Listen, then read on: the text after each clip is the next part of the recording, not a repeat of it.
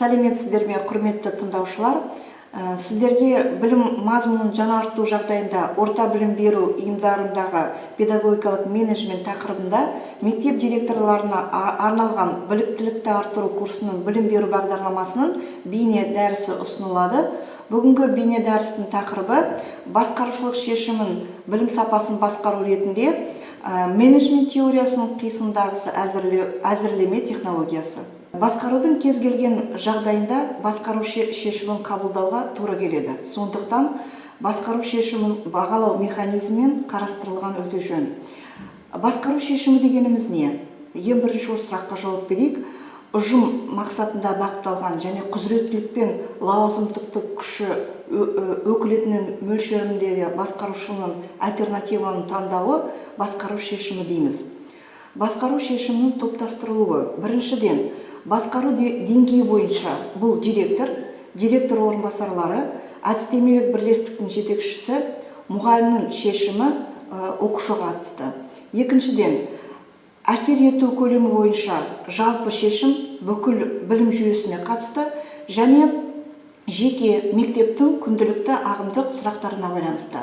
Үшіншіден, мазмұны бойынша жалпы шешім, мазмұны бойынша ұйымдастырушылық, экономикалық, ғылыми техникалық.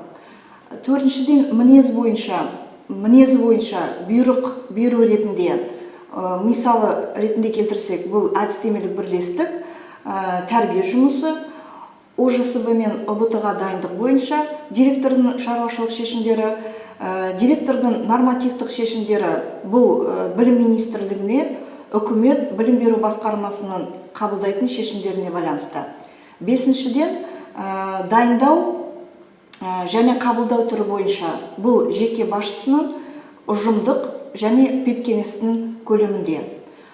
Басқару шешімінің қойылатын талаптар өте аз түзету болу керек, құқықтар мен міндеттерінің дұрыс бөлінуі, басқару шешімінің басшы өзі айту керек, басқару шешімді бір-біріне қайшылықты түспеу керек, яғни нақты жауапкершілікті жүктелу керек. Басқару шешімі нақты ақпарат негізінде мәселенің нақты жайын жөнінде қабылдау керек, ол дәлелді болу керек, нақтылық, өкілеттілік дер кезінде, бұл жерде басқарушының шешімі дер кезінде қабылданбаса, басқару тиімділігі төмендейді деген сөз. Басқару шешімін қабылдау процесі 3 фазадан тұрады.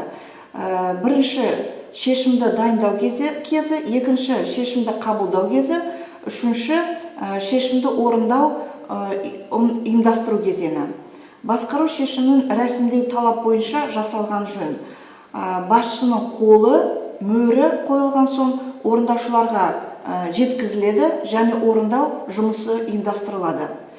Басқару шешімдерін дайындауға, қабылдауға және орындауға ұйымдастыру келесі түрден болу керек. Ең біріншіден, міндетті қою, міндетті анықтау, жағдайды зерттеу, бағалау, жағдай бойынша ақпаратты жинау, шешімді қабылдайтын нұсқаларын қарастыру, шешімді қабылдайтын нұсқалардың талдауын талқылау, шешімді қабылдайтын соңғы нұсқасын таңдау. Шешімді құрастыру, бұл жерде шешімді ұйымдастыру бойынша жоспар құру, орындаушыларды шешіммен және жоспармен таныстыру және бақылауды ұйымдастыру. Сөйтіп, басқару шешімін қабылдау бір сәтте орындалмайды, ол бірнеше кезеңнен өтеді. Бақылау қойыла болу үшін журналды жазуды ұйымдастырылған жөн. Осы журналда директорда сақталынады. Әрбір отырыста апта сайын мына кесте бойынша толтырылған жөн.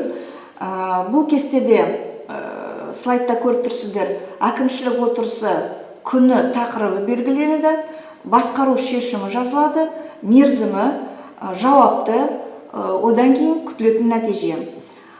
Басқару шешімін орындауды басқару келесі түрде көрсетілуі мүмкін. Мәселені диагностикасы, шектеулерді анықтау, альтернативаларды анықтау, альтернативаны бағалау, соңғы шешімді қабылдау, шешім туралы хабарлау, шешімді орындау, шешімнің нәтижесін бағалау, кері байланысты ұйымдастыру, шешімді қабылдау. Назарларыңызға рахмет.